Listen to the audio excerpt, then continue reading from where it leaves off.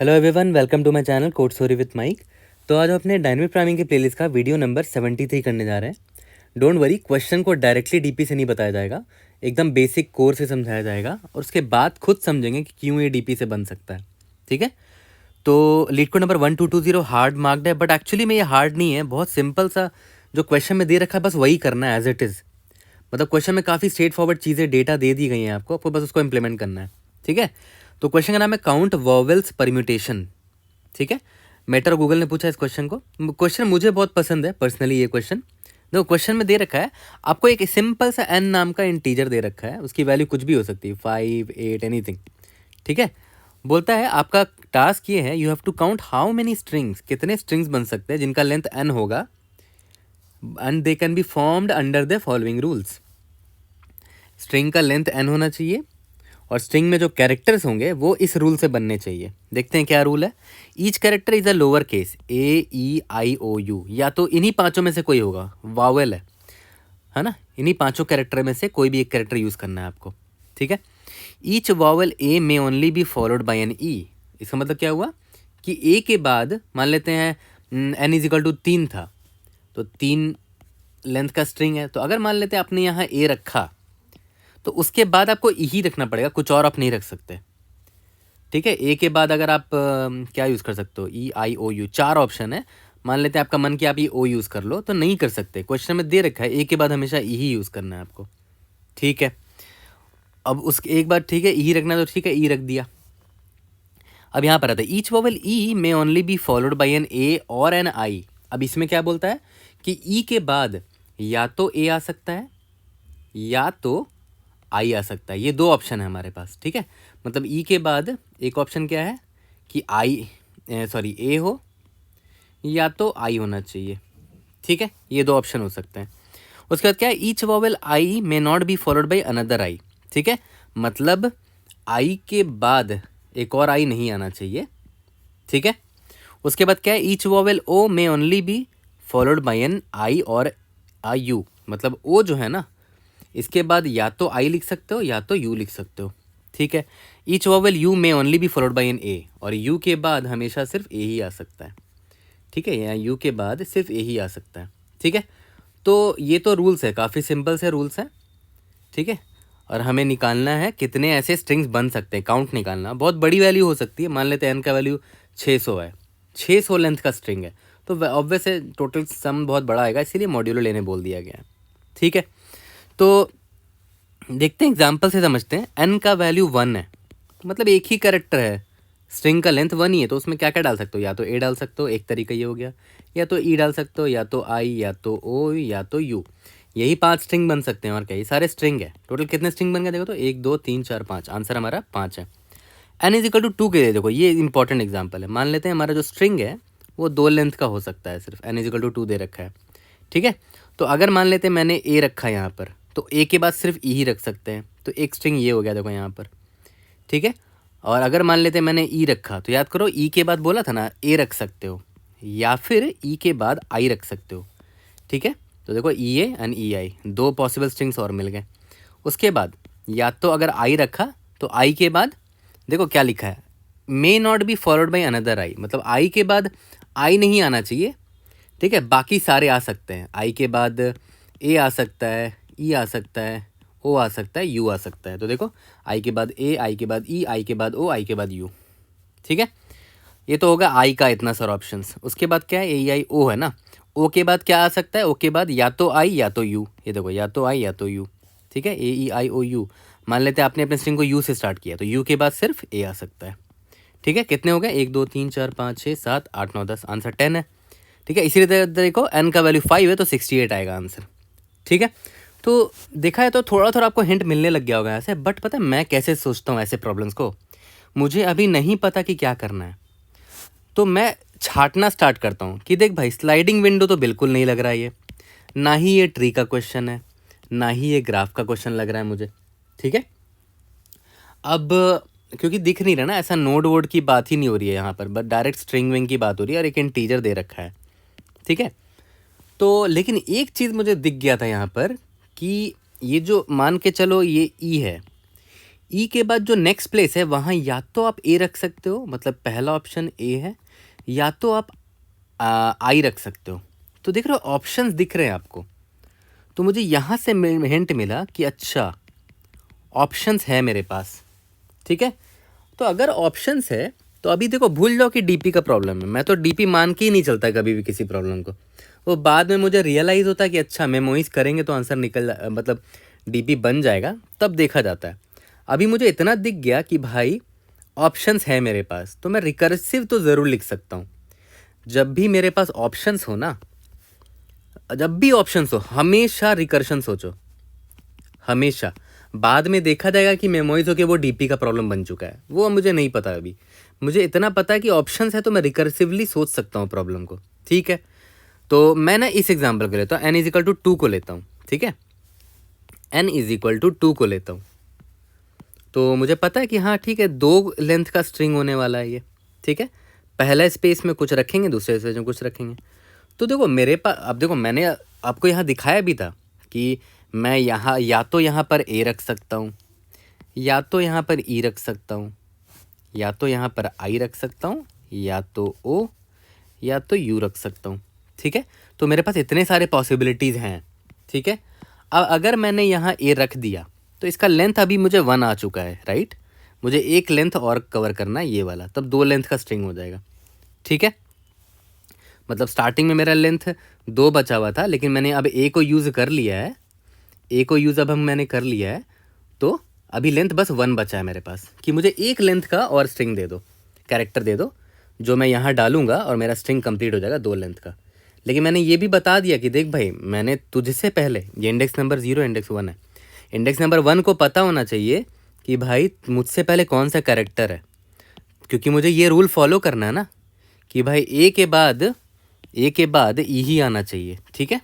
Okay, तो मैं बोला कि ठीक है, ये पहला एक कैरेक्टर मैंने यूज़ कर लिया है, ये मुझे एक लेंथ का और कैरेक्टर चाहिए। तो मैं आगे गया, मैंने बोला कि अच्छा चलो ठीक है, मुझे एक कैरेक्टर और चाहिए इसको कंप्लीट करने के लिए। तो मैंने देखा प्रीवियसली कौन सा कैरेक्टर यूज़ हुआ है, ए यूज़ हुआ है। तो मुझे पता है कि ए के बाद सिर्फ ए ही यूज़ कर सकते हैं, सिर्फ ई यूज़ कर सकते हैं, ठीक है। यहाँ पर है ना, ए के बाद सिर्फ ए ई यूज़ कर सकते हैं। तो मैंने उसी को रूल को फॉलो किया, ये वाले रूल को, ठीक है। तो मैंने बोला चलो यहाँ पर ई रख दिया, और अब मैं क्या बोल रहा हूँ कि चलो मैंने अभी ई रख दिया है, अब लेंथ 0 बचा है। तो लेंथ 0 बचा मतलब मेरा काम हो गया है, यानी कि एक तरीका मुझे मिल गया, देख रहे हो, एक तरीका मुझे मिल गया, ये मेरा पहला तरीका है, ठीक है। तो यहाँ पर मेरा फ्लो कैसे हुआ था, देखो फिर से दिखा देता हूँ कि मैंने पहले ए रख दिया था और बोला कि एक लेंथ का और ले आओ, फिर ई रखा, फिर बोला 0 लेंथ का और ले आओ, 0 लेंथ हो गया मतलब सब खत्म, हमने सारा स्ट्रिंग बना लिया। यहाँ पर मैंने क्या बोला कि 0 रखते हैं, 0 पर इंडेक्स पर ई रखते हैं, ई रख देते हैं, और एक लेंथ और चाहिए। तो आगे जब गया तो मैं देखता हूँ ई, यहाँ पर ई है ना, तो ई के बाद कौन सा कैरेक्टर आ सकता है, देख लेते हैं यहाँ पर रूल में। ई के बाद सिर्फ ए एंड आई आ सकता है, या तो ए या तो आई। तो ई के बाद मेरे पास 2 ऑप्शन है अब यहाँ पर ना, या तो ए, ठीक है, लेंथ 0, यहाँ लिख देता हूँ कि चलो ई है ना, ई के बाद ए आ सकता है, अब दो कैरेक्टर हो चुके हैं तब लेंथ 0 हो गया, या तो आई आ सकता है, लेंथ 0 हो गया। तो 2 पॉसिबिलिटी निकले यहाँ से, ठीक है। मतलब ई ए, यहाँ पर ए आ सकता है, या तो आई आ सकता है, ई ए एंड ई आई एक स्ट्रिंग मिला मुझे। तो यहाँ पर 2 तरीके मिले मुझे, राइट, है ना, यहाँ से एक तरीका और यहाँ से एक तरीका, टोटल 2 तरीके इससे मिल गए। अब इस पर आते हैं, यहाँ पर मैंने पहले आई रखा है इंडेक्स नंबर 0 पे, तो मैं बोल देता हूँ कि ठीक है भाई, इंडेक्स नंबर 0 पे आई है, लेंथ एक और बचा हुआ है, ठीक है। आई के बाद क्या क्या रख सकते हैं, आई के बाद देखो क्या बोला है, it may not be followed by I, but I के अलावा बाकी रख सकते हो, ए ई ओ या यू, ठीक है। तो इसके पास तो भाई बहुत ऑप्शन है, ए रख सकते हैं, लेंथ 0 हो गया, या फिर ई रख सकते हैं, या फिर ओ रख सकते हैं, या फिर यू रख सकते हैं। लेंथ 0 हो गया तो रिटर्न कर देंगे, बोल देंगे कि एक स्ट्रिंग कंप्लीट हो गया, एक स्ट्रिंग कंप्लीट हो गया, एक स्ट्रिंग कंप्लीट हो गया, एक स्ट्रिंग कंप्लीट हो गया। टोटल कितने देखे तो 1 2 3 4 मिले, टोटल 4 पॉसिबल वेज हैं इसको फॉर्म, या ये अगर आई से मैंने स्टार्ट किया तो। और वो स्ट्रिंग कौन कौन से हैं, या तो यहाँ ए डाल दो, या तो ई, या तो ओ, या तो you, I A I E I O I you, है ना। अब देखते हैं यहाँ पर कि अगर मैंने पहले इंडेक्स पे ओ को रख दिया, ठीक है, ये ओ है, तो लेंथ अभी और 1 बचा है क्योंकि मैंने यहाँ ओ यूज़ कर लिया है यहाँ पर इस इंडेक्स में, ठीक है। अब मैं आगे बढ़ूँगा, बोलूँगा कि भाई ओ के बाद क्या आ सकता है, देखता हूँ। ओ के बाद सिर्फ आई एंड यू आ सकता है, आई या तो यू।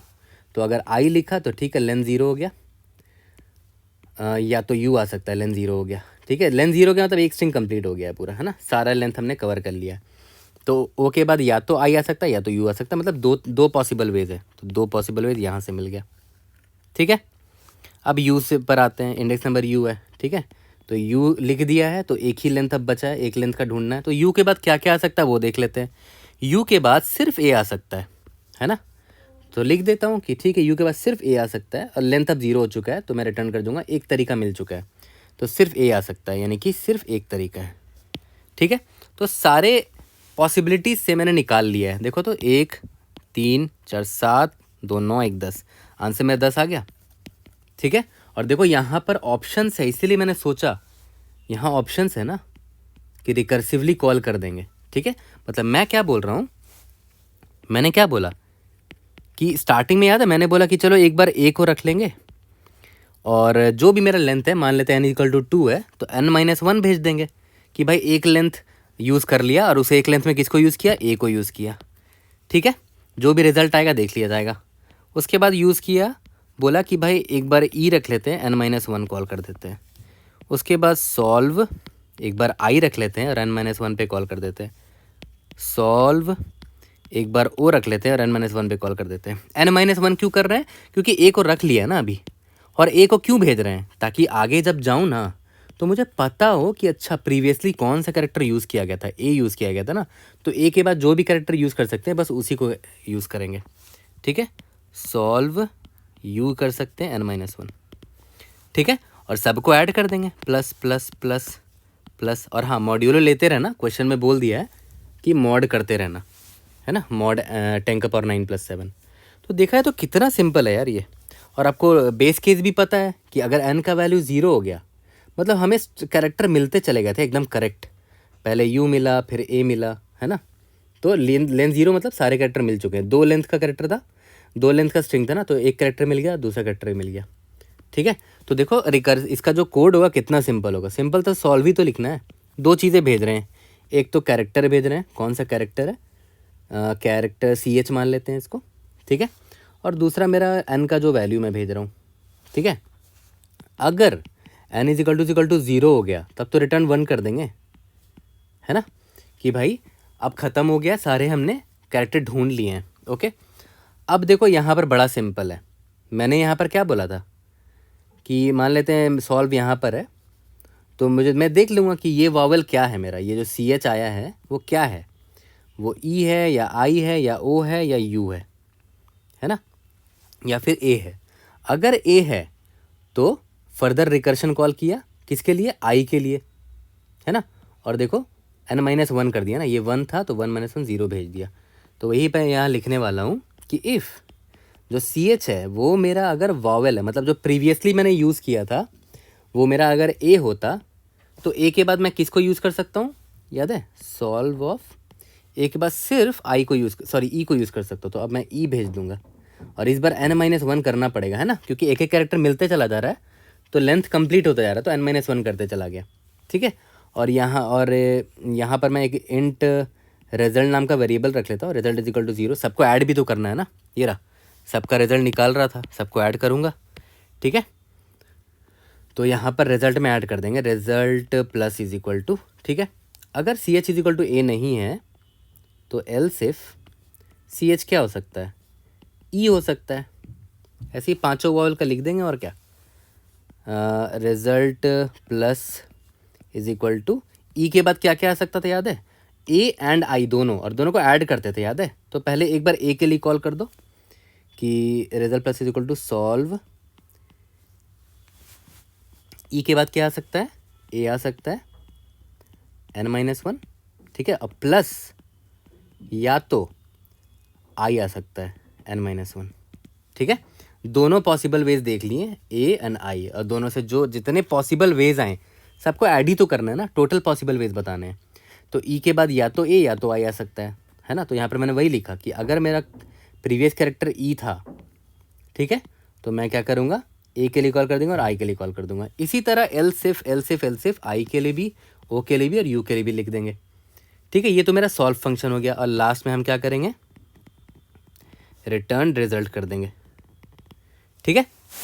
तो अब जब इस सॉल्व फंक्शन को कॉल करेंगे तो याद है, ये तो मैंने बोला था ना कि एक बार ए के लिए कॉल करा तो ये पॉसिबिलिटीज आई, ई के लिए कॉल करा तो इतने पॉसिबिलिटी आए, तो हर किसी के लिए कॉल करना होगा ना। तो मैं अब क्या बोल रहा हूँ कि मैं एक बार सॉल्व कॉल करूँगा ए के लिए, ये मेरा ये निकाल के लिए आएगा, फिर एक बार सॉल्व करूँगा कॉल करूँगा ई के लिए कि पहला कैरेक्टर अगर मैं ई लेता हूँ तब क्या होगा, पहला कैरेक्टर अगर आई लूँगा तब क्या होगा, है ना। तो ये सारे वॉवल्स के लिए को पहले कैरेक्टर में डाल के चेक कर लेंगे, ठीक है। तो मेरे सारे पॉसिबिलिटीज निकल के आ जाएंगे। सिंपल सा सॉल्व फंक्शन है, बस उसी को कॉल करना आपको, है ना। देखा जाए तो हमने यहाँ पर डीपी की बात भी नहीं की, हमने देखा ऑप्शंस है क्या, हाँ ऑप्शंस दिख रहे हैं मुझे यहाँ से, ये रहा ऑप्शन है, तो मैंने रिकर्सिव कॉल कर दिया यहाँ पर से, ठीक है। अब रिकर्सिव कॉल किया तो ऑब्वियसली लेंथ एक एक करके जब कैरेक्टर मिलता चला जा रहा है तो लेंथ घटाते चलेंगे, इसीलिए देखो इंट एन ले लिया यहाँ पर, और लेंथ जब 0 हो गया मतलब स्ट्रिंग बन चुका है तो लेंथ तो रिटर्न 1 कर दिया कि एक पॉसिबल वे मिल गया n is equal to 2 length का स्ट्रिंग का, ठीक है, या n इज इक्वल टू 3 जो भी है n में इनपुट में, ठीक है। तो ये मेरा हो गया रिकर्शन। अब आप ध्यान दो, हमारे रिकर्शन में 2 वेरिएबल्स चेंज हो रहे हैं, एक तो जो कैरेक्टर है और दूसरा जो उसका क्या है, जो n का लेंथ है कितना बचा हुआ है। तो ऑब्वियस सी बात है इसको मेमोइज कर सकते हो, ठीक है, मेमोइज करके देख लो। मेमोइजेशन में क्या लेंगे, 2D डीपी अरे लेंगे, ठीक है। यहाँ पर पहला देखो तो क्या है, कैरेक्टर है ना, तो इसको कैरेक्टर ले लेंगे और क्या, और दूसरा इंटीजर तो इंट ले लेंगे। अब एक चीज़ ध्यान दो, इस कैरेक्टर में 5 ही वैल्यू आ सकता है, या तो ए आएगा, या तो ई, या तो आई, या तो ओ, या तो यू, है ना, और यहाँ पर एन आएगा, ठीक है। तो इसका लेंथ 5 या 6 रख लो, ठीक है, जो रखना है रख लो, और इसका लेंथ क्या करोगे, इंट n+1 कर लो, है ना। ये तो मेमोइज करना है, मेमोइज आप कैसे भी कर सकते हो, बट मैं आपको बता रहा हूँ यहाँ पर, ठीक है। तो काफ़ी सिंपल है देखा जाए तो, और अब अगर आप नोटिस करोगे तो हमारा टाइम कॉम्प्लेक्सिटी क्या होगा वो सोचो। मैंने क्या बोला, ये इस सॉल्व को मैं हर बार कॉल कर रहा हूँ, एक बार ए को मान के स्टार्टिंग से, एक बार ई को मान के स्टार्टिंग से, एक बार आई, एक बार ओ, एक बार यू, तो 5 बार कॉल कर रहा हूँ सॉल्व को, एक बार ए की तरफ से 2 3 4 5, ठीक है। अब ये वाला जो सॉल्व कॉल होता है तो कितनी बार ये चलेगा वो सोचो भाई, जब तक n 0 हो जाए, है ना। तो n 0 हो गया मतलब O of n time complexity है इस सॉल्व फंक्शन का, ठीक है, सॉल्व फंक्शन का O ऑफ n का टाइम कॉम्प्लेक्सिटी है।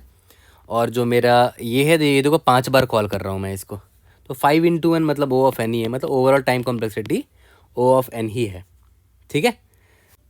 तो चलो जल्दी से कोड करते हैं। सबसे पहले कर लेते हैं रिकर्शन एंड मेमोराइजेशन से इस क्वेश्चन को, ठीक है। तो सबसे पहले तो ले लेते हैं यार, बोल रखा है कि मॉड्यूलो डिफाइन कर लो 1e⁻9+7, 10⁻9+7 कर लिया हमने, ओके। अब देखो स्टार्ट करते हैं। मैंने बहुत सिंपल सा आपको फंडा बताया कि भाई long result is equal to 0 ले लेते हैं, और 5 बार कॉल करेंगे सॉल्व को। एक बार ए भेजेंगे, ठीक है, और बोल देंगे n-1 बाकी कैरेक्टर को ढूंढ के ले आओ।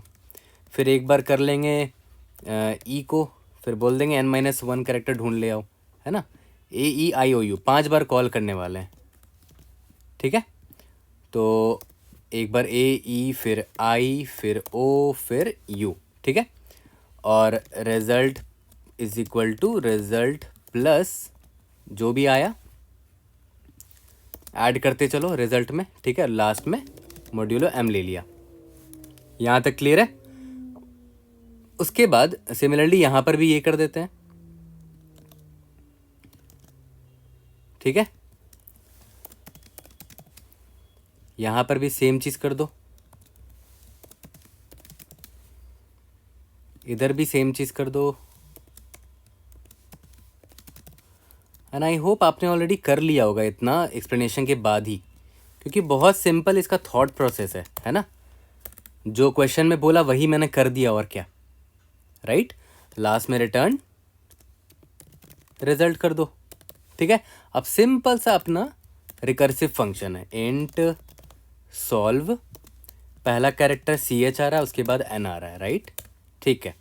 अगर n इज इक्वल टू 0 हो जाता है, राइट, मतलब हमने सारे कैरेक्टर्स ढूंढ लिए हैं, एक तरीका मिल गया पूरा का पूरा n लेंथ का स्ट्रिंग ढूंढने का, ठीक है।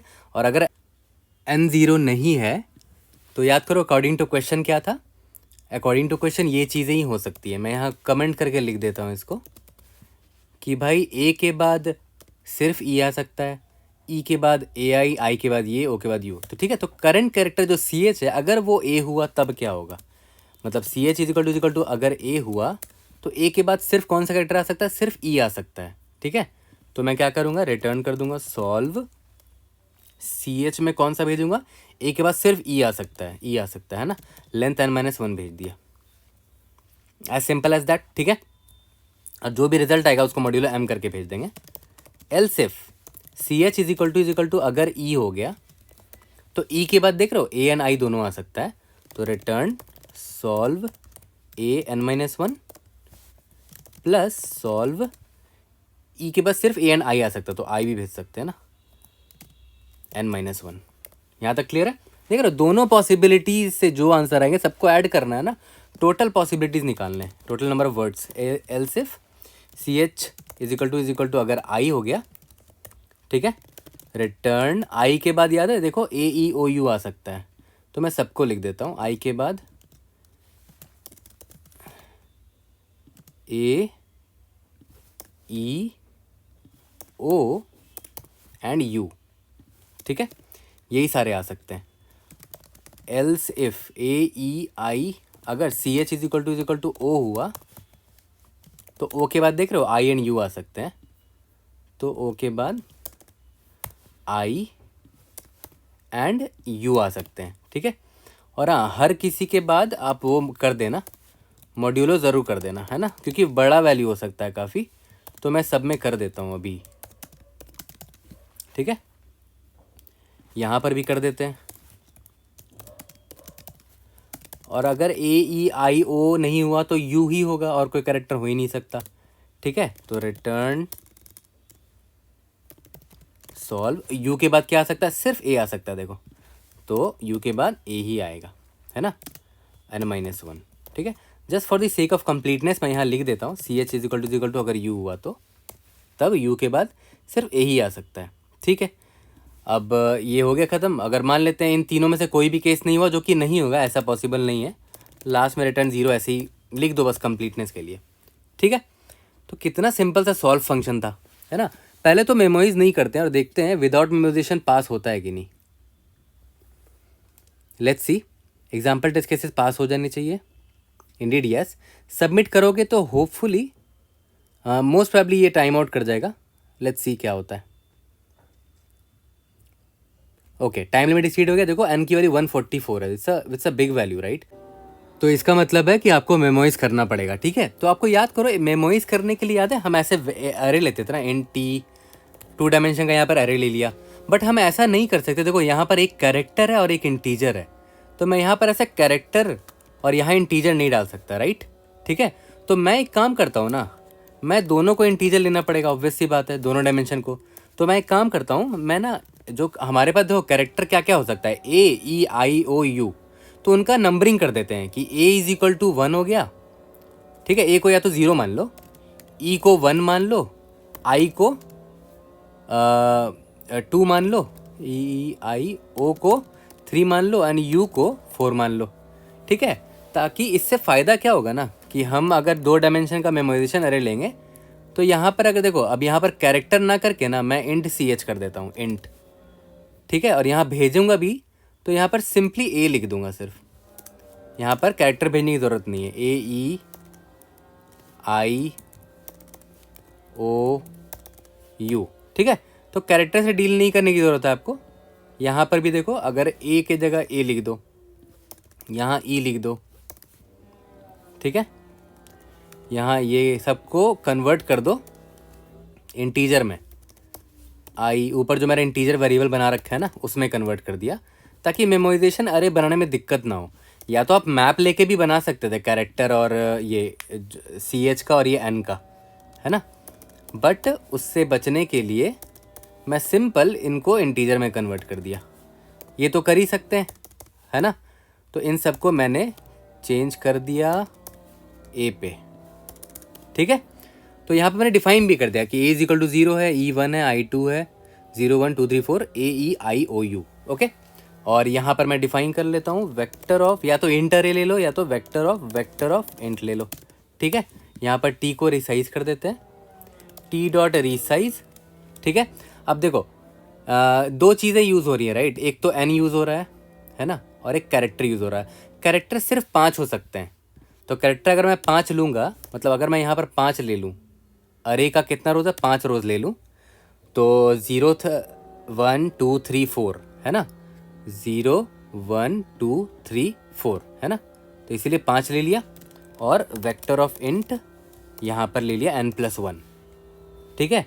और सब में यहाँ पर -1 डाल दो, ठीक है, एज सिंपल एज दैट। तो ये चीज़ ज़रूरी था, है ना, ये चीज़ आपने नई चीज़ सीखी होगी, है ना। और एक और चीज़ ध्यान दो, यहाँ पर आप यहाँ पर भी n+1 को डाल सकते हो और यहाँ पर ही 5 को डाल सकते हो।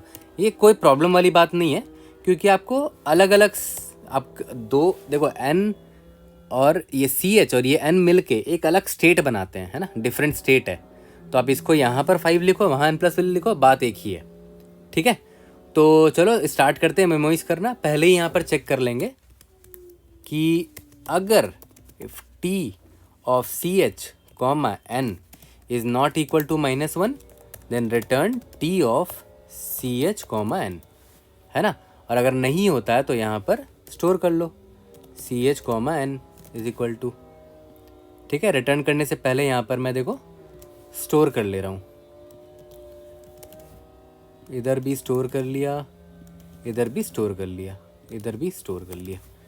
यहाँ तक क्लियर है। अब देखते हैं कि ये पास हो पाते नहीं। पहले तो एग्जाम्पल टेस्ट केसेस देख लेते हैं, पास हो जाने चाहिए। यहाँ पर हमने सेमीकोलन आई थिंक मिस कर दिया है, लेट्स सी।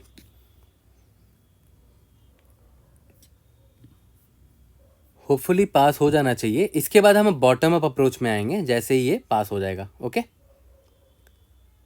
सबमिट करके देखते हैं, होपफुली सारे टेस्ट केसेस अब पास हो जाने चाहिए। साइन इंटीजर ओवरफ्लो आ रहा है, इसका मतलब क्या हुआ कि हमने जो यहाँ पर लिया ना मेमोरी, यहाँ पर लॉन्ग करना चाहिए था हमें, ठीक है। तो n इज इक्वल टू 144 के लिए देख लेते हैं क्या आंसर आता है। अब पास हो पा रहा है कि नहीं वो देख लेते हैं। और यहाँ पर भी देखो इंट हम रिटर्न कर रहे हैं, यहाँ पर भी हमें लॉन्ग करना चाहिए। और यहाँ पर भी वेक्टर ऑफ इंट कर दिया, यहाँ पर भी लॉन्ग कर दो, है ना। बड़े जब वैल्यूज़ आते हैं ना क्वेश्चन में, अगर दे दिया 10⁻9+7 मतलब बहुत बड़ी वैल्यू आ रही होगी, इसीलिए इसने बोल दिया वो बहुत बड़ी वैल्यू थी ना, इसीलिए मॉड्यूलो करके आंसर निकालना है, ठीक है। और मेमोराइजेशन वाला अरे को भी लॉन्ग ही रखना पड़ेगा ना। देखो indeed we have solve this question using recursion memorization, ठीक है। अब जल्दी से बॉटम अप पे चलते हैं और देखते हैं कि कैसे सॉल्व करेंगे बॉटम अप से।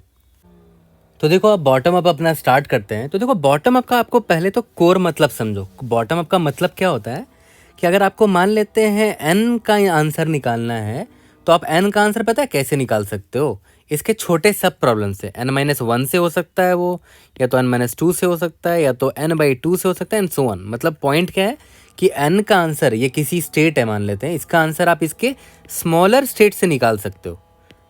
स्मॉलर स्टेट्स बोले तो पास्ट, ये इसका पास्ट है, वहाँ से आंसर निकाल सकते हो, ठीक है। तो बॉटम अप का मतलब तो ये होता है। अब आपको याद होगा ये रिलेशन था अकॉर्डिंग टू द क्वेश्चन कि ए के बाद सिर्फ ई आ सकता है, ई के बाद ए आई आ सकता है, आई के बाद ए यू हो सकता है, एंड सो ऑन। तो अगर आप यहाँ ध्यान दो, मैंने यहाँ पर क्या बोला कि ये अगर n का आंसर निकालना तो पास्ट के स्मॉलर सब प्रॉब्लम से हम आंसर निकालते हैं बॉटम अप में, ठीक है। तो जैसे मान लो अगर मैं यहाँ ए से पूछूँ, ठीक है, कि मान लेते हैं यहाँ पर मेरे पास 3 कैरेक्टर का स्ट्रिंग है, ठीक है। और मान के चलते हैं कि यहाँ पर ए आने वाला है, ठीक है। मुझे क्या निकालना है कि अगर इस पोजीशन पर ए आता है, ठीक है, तो कितने पॉसिबल स्ट्रिंग है बन सकते हैं। तो मुझे मैं क्या करूँगा, छोटा सब प्रॉब्लम का आंसर निकालूंगा। ये तो n इज इक्वल टू 3 है ना, लेंथ 3 है, तो मैं निकालूंगा n इज इक्वल टू 2 का पहले आंसर निकाल लूँगा, ठीक है। n इज इक्वल टू 2 का आंसर निकालूंगा छोटा सब प्रॉब्लम का, ठीक है, क्योंकि n इज इक्वल टू 3 है ये, तो छोटा सा प्रॉब्लम क्या हो गया, n इज इक्वल टू 2 हो गया, है ना। तो देखते हैं ए के पहले क्या आ सकता है, यहाँ से देख लेते हैं। देखो तो ए के पहले सिर्फ ई आ सकता है, ए के पहले सिर्फ आई आ सकता है, ए के पहले यू आ सकता है। ए के जस्ट पहले की बात कर रहा हूँ, यहाँ पर इस पोजीशन पे, है ना। मतलब यहाँ n3 था तो n-1 दैट इज़ यहाँ पर 2 पर। अगर यहाँ पर क्या क्या आ सकता है, ई आ सकता है, आई आ सकता है एंड यू आ सकता है। ठीक है, तो यहाँ पर अगर ई आता, देखो अगर यहाँ पर ई आता, ठीक है, तो फिर हम इसको छोटे सब प्रॉब्लम में तोड़ते हैं। n-n=1 हो गया। अब देखो ई के पहले क्या आ सकता है, ई के पहले यहाँ से देखते हैं, ई के पहले मैं देख रहा हूँ आई आ सकता है, ई के पहले ए आ सकता है। ठीक है, ई के पहले आई आ सकता है या तो ई के पहले ए आ सकता है। अगर मान लेते मैंने आई को लिया, ठीक है, तो आई के पहले क्या आ सकता है, देखो n=0 हो गया यहाँ पर। ठीक है, तो यहाँ पर एक ही पॉसिबिलिटी, n=0 मतलब सारे स्ट्रिंग मिल गए हमें। तो अब देखो यहाँ पर आई आने के जितने पॉसिबल वेज थे, ठीक है, और यहाँ पर याद करो आई के अलावा यहाँ पर एक और चीज़ आ सकती थी, ए भी आ सकता था। तो 2 पॉसिबल वेज मिल गए इसके। ठीक है, और यहाँ पर याद करो ए के पहले ई भी आ सकता था, आई भी आ सकता था, यू भी आ सकता था, ई भी, आई भी और यू भी आ सकता था। ठीक है, तो यहाँ से भी और पॉसिबल वेज निकल के आ गए। ठीक है, तो देखो ए का आंसर निकालने के लिए हम पीछे गए, इनके पूरे पॉसिबल वेज निकाले और इनके पूरे पॉसिबल वेज निकाले। ठीक है, तो इसको अगर थोड़ा सा अच्छे से ड्रॉ किया जाए तो मैं इसको इरेज करके देखो और अच्छे से ड्रॉ करता हूँ। देखना यहाँ पर ध्यान देना, यहाँ पर ए को हमें डालना था, एन की वैल्यू यहाँ पर 3 थी। ठीक है, तो क्या क्या पॉसिबिलिटी, ए के पहले देखो क्या क्या आ सकता है, ए के पहले ई आ सकता है, ए के पहले आई आ सकता है, ए के पहले यू आ सकता है। तो 3 पॉसिबिलिटी है, ए के पहले ई आ सकता है, आई आ सकता है या तो यू आ सकता है ना। तो मैं यहाँ लिख देता हूँ ए ए। ठीक है, तो अब यहाँ पर देखते हैं ई के पहले क्या आ सकता है। ई के पहले यहाँ पर देख लेते हैं ई कहाँ का है। ई के पहले ए आ सकता है तो ए लिख दिया, एक पॉसिबिलिटी ये हो गई। ठीक है, ई के पहले आई भी आ सकता है तो यहाँ पर भी ई के पहले ए आ सकता है, ई के पहले आई भी आ सकता है, बस ये 2 आ सकता है। ठीक है, यहाँ पर ई लिख देते हैं, यहाँ पर ए लिख देते हैं। देख रहे हो, सारे पॉसिबिलिटी यहाँ से निकले। अब यहाँ आई पर आते हैं, आई के पहले क्या क्या आ सकता है, आई के पहले ई आ सकता है एंड ओ आ सकता है। ये देखो, तो आई के पहले यहाँ लिख देता हूँ, ई आ सकता है या तो ओ आ सकता है, ओ आई ए। ठीक है, अब इस पर आते हैं यू पर। यू के पहले क्या क्या आ सकता है, यू के पहले आई एंड यू के पहले ओ आ सकता है ना। यू के पहले आई आ सकता है एंड यू के पहले ओ आ सकता है। ये रहा, इससे ये और ये निकला। ठीक है, आई के पहले ई, आई के पहले ओ निकला, है ना। ई के पहले ए, ई के पहले आई निकला, है ना। यहाँ पर यू और ए निकल दिया। ठीक है, तो सारे पॉसिबल वेज निकल गया, सारे पॉसिबल वेज को ऐड कर देंगे। ठीक है, तो देखा जाए तो मुझे n=3 का आंसर चाहिए था ना, तो मैंने क्या किया, n=2 से पूछा, n=2 ने क्या किया, n=1 से पूछा। ठीक है, तो प्रीवियस सब प्रॉब्लम से आंसर निकाल रहे हैं, है ना। तो देखा जाए तो रिकर्शन में भी यही था ना, हम जब सॉल्व कॉल करते थे तो हमें 2 चीज़ों की ज़रूरत पड़ती थी। एक तो जो कौन सा कैरेक्टर है, ठीक है, कैरेक्टर, और दूसरा कौन सा ये क्या लेंथ है अभी, राइट। तो स्टेट डिफिनेशन में भी वही होना चाहिए ना, स्टेट डिफिनेशन भी वही होगा। ये देखो, है ना, यहाँ पर i, j है, इसका मतलब क्या हुआ, number of strings, total count ही तो निकालना है ना, नंबर ऑफ यानी कि काउंट ऑफ स्ट्रिंग्स, ठीक है, एंडिंग एट कौन सा कैरेक्टर, कैरेक्टर i। और कैरेक्टर i का मतलब क्या हुआ, अगर i=0 है तो याद करो 0 मतलब a होता था, हमने लिखा था ना, i=1 है तो a i o sorry a e i o और u होता था। ठीक है, तो 0 1 2 3 और 4 ऐसे होता था ना। ठीक है, number of strings ending eight character i, ठीक है, character i width of length बोल सकते हो, ऑफ लेंथ j। ठीक है, कितने स्ट्रिंग्स ऐसे हैं जिनका लेंथ j है और वो एंड कर रहे हैं कैरेक्टर i से। यहाँ तक क्लियर है। तो देखो इसका मतलब क्या हुआ, t ऑफ i है ना, तो i मतलब कौन सा कैरेक्टर है, तो t ऑफ 0 हो सकता है, ठीक है, t ऑफ 1 हो सकता है, t ऑफ 2 हो सकता है, t ऑफ 3 हो सकता है, t ऑफ 4 हो सकता है। टी ऑफ ज़ीरो मतलब क्या हुआ कि कैरेक्टर ए पर एंड होने वाला, कैरेक्टर बी ई पर एंड होने वाला, आई पर, ओ पर, यू पर, ठीक है। और जे मेरा लेंथ है, ठीक है। तो क्वेश्चन में लेंथ क्या दे रखा है, एन के लिए निकालना है। तो एन के लिए निकालने के लिए मैं पहले एन माइनस वन का निकाल लूँगा, एन माइनस टू का निकाल लूँगा एंड सो ऑन। लास्ट में मैं भेज दूंगा एन का, है ना, एन का भेज दूंगा, ठीक है। और यहाँ पर सारे कैरेक्टर का देख लूँगा कि टी ए के लिए कितना आया था, है ना, टी ई के लिए कितना आया था, आई के लिए, ओ के लिए, यू के लिए, सबको ऐड कर देंगे। ये तो करते थे, देखा है तो रिकर्शन ही तो है। Solve A comma N, solve E I O U and so on, ठीक है। और एन का निकालने के लिए फिर एन माइनस वन का गए थे, है ना, तो सब प्रॉब्लम से निकालेंगे। तो ये हमारा हो गया स्टेट डिफिनेशन, ये सबसे इंपॉर्टेंट पार्ट होता है, ठीक है। और अभी देखो, इसको जब स्टेट डिफिनेशन को अभी लिखेंगे ना तो और अच्छे से क्लियर होगा। देखो ध्यान देना। तो देखो सिंपल सा ड्राई रन भी करेंगे और उसी के साथ साथ कोड भी हम लिख लेंगे। तो आपको स्टेट तो पता चल चुका है, राइट, है ना। टी आई जे का मतलब क्या है, जे जहाँ पर लेंथ है और आई है कि कौन सा वावेल है वो, ओके। और हमें सारे वावल का निकालना होगा, ए का, ई का, आई का, ओ का, यू का, ऑफ लेंथ एन। बट हमें लेंथ एन का अगर नहीं पता है तो एन माइनस वन का निकालेंगे, एन माइनस टू का निकालेंगे एंड सो ऑन, ठीक है। तो सबसे पहले लेंथ वन का निकाल लेते हैं ना, कि एक ऐसा स्ट्रिंग जिसका लेंथ वन है और वो एंड हो रहा है ए से। तो एक ऐसा स्ट्रिंग जिसका लेंथ वन है, एंड हो रहा है ए से, एक ही पॉसिबल वे है, तो इसका वैल्यू वन होगा।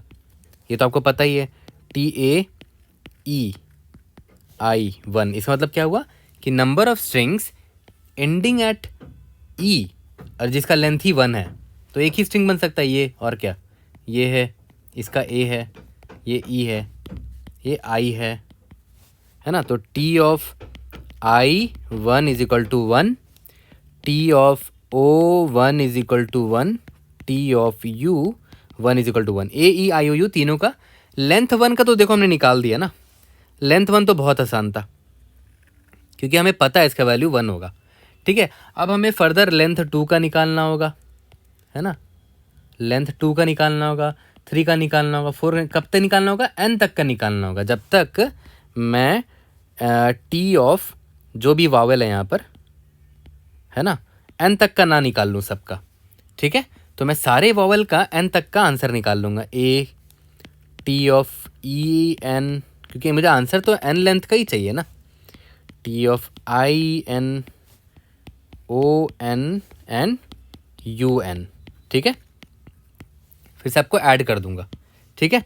तो आप खुद सोचो टी ऑफ ए एन का वैल्यू कैसे निकालेंगे। मान लेते मुझे नहीं पता लेंथ एन, तो एन माइनस वन से निकालेंगे, ठीक है। तो पहले तो मैंने लेंथ वन का निकाल लिया, लेंथ वन का तो निकाल लिया, मुझे लेंथ टू का निकालना होगा, लेंथ थ्री का निकालना होगा, फोर का एंड सो ऑन, एन तक निकालना होगा। तो मैं क्या बोल रहा हूँ, फॉर लूप लिखेंगे बॉटम अप में, इसीलिए तो फॉर लूप लिखते हैं ना। Int length is equal to two से स्टार्ट करते हैं, length is less than equal to N, length plus plus. यहाँ तक क्लियर है।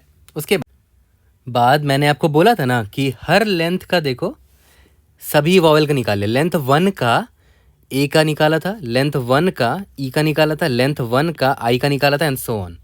लास्ट में हमें लेंथ एन का ए का निकालना होगा, लेंथ एन का ई का निकालना होगा एंड सो ऑन, ठीक है। तो यहाँ पर भी लेंथ है, देखो यहाँ टू है, ठीक है। तो ए का निकालना पड़ेगा लेंथ टू का, ठीक है। यहाँ टू ना लिख के लेंथ लिख देता हूँ वेरिएबल। सिमिलरली टी ऑफ ई का भी निकालना पड़ेगा लेंथ का, ठीक है। टी ऑफ आई का निकालना पड़ेगा लेंथ का, T of O and T of U, हर किसी का लेंथ का निकालना पड़ेगा हमें, राइट। अब देखो ध्यान देना, यहाँ पर सबसे इंपॉर्टेंट पार्ट यही पर है। टी ऑफ ए लेन क्या होना चाहिए वो सोचो, विल बी इक्वल टू, अब आप याद करो ए से पहले क्या क्या आ सकता है। यहाँ पर मैंने आपको सिखाया था ना, जब मैंने यहाँ लिखा था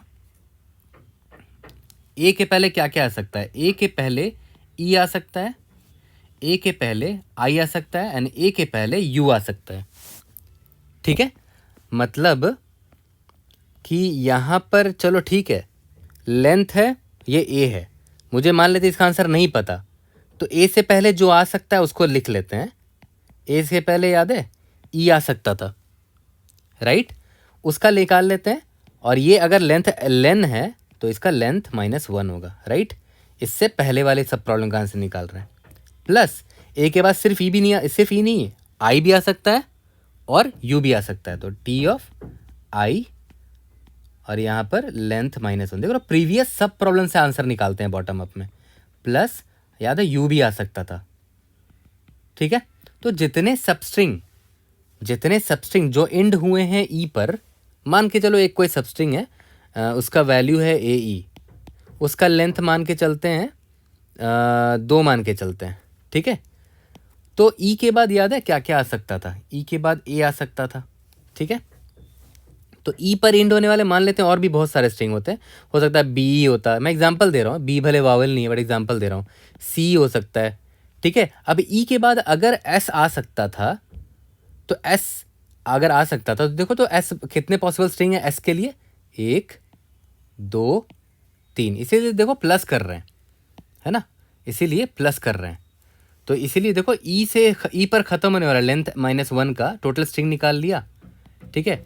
उतना ही पॉसिबल वे इसका भी होगा कि ए, क्योंकि ए क्या है, ई के बाद ही आता है, राइट। तो ए के पहले क्या क्या आ सकता है, ई आ सकता है, आई आ सकता है, यू आ सकता है। तो प्रीवियस सब प्रॉब्लम से निकाल लिया। सिमिलरली ई के पहले क्या आ सकता है, ए एंड आई आ सकता है, ई के पहले ए आ सकता है एंड आई आ सकता है, लेंथ -1 प्लस एंड आई आ सकता है, आई लेंथ -1। यहाँ तक क्लियर है। सिमिलरली आई का लिख देना, ओ का लिख देना, यू का लिख देना। कितना सिंपल था ये सोचो। इसका भी time complexity O of N है ना, ये फॉर लूप एक ही चल रहा है और कुछ नहीं। स्पेस कॉम्प्लेक्सिटी हाँ हमने लिया है, ठीक है। पहला डायमेंशन में देखो क्या डाल रहे हैं, वावल डाल रहे हैं, दूसरे डायमेंशन में लेंथ है, तो कुछ ऐसा होगा। वावल सिर्फ 5 ही है तो 5 ले लिया और लेंथ n+1 ले लिया, और क्या, ठीक है, एज सिंपल एज दैट। तो बॉटम अप का आप थॉट प्रोसेस समझे। सबसे पहले तो हमें ये समझना है कि कोई भी प्रॉब्लम अपने सब प्रॉब्लम से सॉल्व हो सकता है। तो मैंने देखा कि अच्छा, अगर ए का निकालना होता तो मैं ये पता कर लेता कि ए के पहले कौन सा कैरेक्टर आ सकता है, ई। तो मैं ई से पूछ लूँगा कि भाई तुझ पर एंड होने वाले कितने स्ट्रिंग्स हैं, बोलेगा 5 थे, तो ठीक है, उन 5 स्ट्रिंग में मुझे भी ऐड कर लेना ए को। तो ए का भी बनने का 5 स्ट्रिंग होगा, 5 पॉसिबल होगा, राइट, जिसके जस्ट पहले यू रहा होगा। फिर ए के पहले यू भी है, तो ए यू से पूछेगा ना कि भाई तुझ पर ख़त्म होने वाले कितने स्ट्रिंग्स हैं, है ना। तो बोलेगा 6 स्ट्रिंग्स हैं जो मुझ पर ख़त्म होते हैं, ठीक है। तो बोलेगा मुझे भी ऐड कर लेना क्योंकि मैं तेरे बाद आता हूँ हमेशा। तो यहाँ पर ये आ गया। तो ए के भी बनने के 6 पॉसिबल वेज होंगे और हमने सबको ऐड कर दिया है, राइट। तो देखो हमने एग्जैक्टली यहाँ पर वही किया जब हमने बॉटम अप किया, तो राइट। देखो यहाँ पर जो हमने फॉर लूप लिखा है, हर लेंथ का निकाल लिया, 2 का, लेंथ = 3 का, लेंथ = 4 का, n तक निकाल लिया। तो अब देखो मेरे पास ये आ चुका है, ये n का भी निकाल लिया हमने ना। तो सबका वैल्यू ऐड करके आंसर निकाल दो, इन सबको ऐड कर दो, ठीक है। क्योंकि क्वेश्चन में क्या पूछा गया, लेंथ n ही होना चाहिए, हाँ, बट n का निकालने के लिए हमें देखो हमको प्रीवियस सब प्रॉब्लम्स निकालना पड़ गया, लेंथ 2 का, लेंथ 1 का, लेंथ 3 का, लेंथ 4 का। बाद में इसको निकाल लेंगे कि अगर ए पर एंड होता है वो स्ट्रिंग और उसका लेंथ n है तो कितने पॉसिबल वेज हैं, x y z s t, सबको ऐड कर दो, ठीक है। तो चलो जल्दी से इसको भी कोड करते हैं। होप आपको बॉटम अप भी समझ में आया हो, ठीक है। तो चलो अपना बॉटम अप स्टार्ट करते हैं। सबसे पहले तो मॉड्यूलो डिफाइन कर लो और ए ई आई ओ को स्ट्रिंग मान लो, मतलब ये सॉरी इंटीजर मान लो, ए ई आई ओ यू को इंटीजर मान लिया, ठीक है। उसके बाद बॉटम अप के लिए याद करो, एक 2D अरे हमने लिया था, लॉन्ग उसका टी नाम दे देते हैं। हमारे पास टोटल 5 वॉवेल्स होंगे और n+1 लेंथ मैंने ले लिया है, ठीक है। और मैं लिख देता हूँ टी ऑफ आई कॉमा जे का मतलब क्या हुआ, number of strings ending at I vowel having length j। यहाँ तक क्लियर है। अब आपको ये पता होगा कि टी ऑफ कोई भी वावल हो, अगर उसका लेंथ 1 है तो पॉसिबिलिटी सिर्फ 1 ही है, ठीक है। चाहे वो कैरेक्टर, वो स्ट्रिंग जो है वो ए हो या सिर्फ ई हो एंड सो ऑन, है ना। तो मैं क्या बोलने वाला हूँ, टी ऑफ ए का लेंथ 1 का 1 होगा, ठीक है। टी ऑफ ई का, आई का, ओ का, यू का, ए E I O and you. इतना लिखने से अच्छा फॉर लूप कर दो, इसको फॉर लूप में कन्वर्ट कर दो। For int vowel is equal to A से स्टार्ट करो, ठीक है। Vowel is less than equal to U तक जाओ, वॉवेल प्लस प्लस। देखो तो वॉवेल ए है ना, ए की वैल्यू क्या, देखो तो जीरो डिफाइन कर रखी है मैंने, तो यहाँ पर जीरो लिख दिया, ठीक है। और यू है, और यू की वैल्यू क्या है यहाँ फोर, तो यहाँ फोर लिख दो, और क्या फोर लिख दिया। अब सिंपली क्या करना है हमें, वॉवेल, ठीक है, लेंथ वन, इसकी आंसर वन ही होगा ना, ठीक है। इसका मतलब क्या हुआ, number of strings ending at vowel, ये वाला vowel having length one, answer one ही होगा, एक ही पॉसिबल स्ट्रिंग है, ठीक है। अब आते हैं for int length is equal to two से स्टार्ट करते हैं। लेंथ वन का तो निकाल लिया हमने, ठीक है। Length is less than equal to N तक का निकालेंगे, क्योंकि एन तक का आंसर निकालना है लेंथ प्लस प्लस, ठीक है। यहाँ तक क्लियर है। इसके बाद आपको याद होगा कि T of A comma length का निकालना है, ठीक है। और इज इक्वल टू, देखो ध्यान दो, मैंने क्या बोला था, टी ऑफ किसका, ए से पहले कौन आ सकता है, सिर्फ ई आ सकता है, ठीक है, लेंथ माइनस वन। और ए के पहले और कौन आ सकता था, याद है, आई आ सकता था, आई लेंथ माइनस वन। और ए के पहले यू भी आ सकता था, है ना, लेंथ माइनस वन, ठीक है। सबको ऐड कर दिया मैंने, और ऐड करने के बाद सबका ले लो मॉड्यूलो एम, ठीक है। और यहाँ पर लॉन्ग मैंने क्यों लिया, ताकि बड़ा वैल्यू आएगा ना तो उसको स्टोर कर सकूँ मैं, ठीक है। सिमिलरली ए का निकाल लिया। अब इसी तरह आई का, ए ई आई ओ यू, ठीक है। तो मैं लिख देता हूँ E I O and U. E comma length के पहले, ई के पहले ए आता था और ई के पहले आई आता था, यू नहीं आता था, इसको हटा दिया। आई के पहले ई एंड ओ ही आ सकता है, ई एंड ओ पहले की बात हो रही, क्योंकि हमें पास्ट के सब प्रॉब्लम से आंसर निकालना है। तो आई के पहले ई एंड ओ आ सकता है, ओ के पहले सिर्फ आई आ सकता है, अगर आप देखोगे तो ओ के पहले सिर्फ आई आ सकता है, बढ़िया। अब यहाँ पर यू है, यू के पहले सिर्फ आई आ सकता है ना, और यू के पहले सिर्फ ओ आ सकता है। यहाँ तक क्लियर हो गया, ठीक है।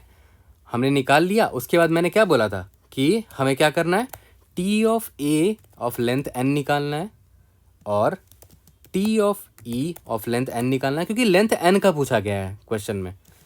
T of I of length N निकालना है, एंड सो ऑन यू तक, ठीक है। तो फिर वही करेंगे, long result is equal to zero for int vowel is equal to zero, vowel is less than equal to four, vowel plus plus, है ना। तो काउंट कैसे निकालोगे, result is equal to result plus, याद करो, टी ऑफ जो भी vowel है ऑफ लेंथ एन, है ना, और लास्ट में मॉड्यूलो एम कर दो, टोटल निकाल दिया और रिटर्न रिजल्ट कर दिया, ठीक है। तो देखा जाए तो यहाँ पर हमने रिकर्शन ना कॉल करके T of vowel comma N निकाल दिया, है ना, फॉर लूप से उसको भर लिया और यहाँ यूज़ कर लिया, ठीक है। सबमिट करके देखते हैं, होपफुली सारे टेस्ट केसेस पास हो जाने चाहिए। Indeed, yes, we have solved this question. कोई भी डाउट होता है, raise it in the comment section. I'll try to help you out. See you guys in the next video. Thank you.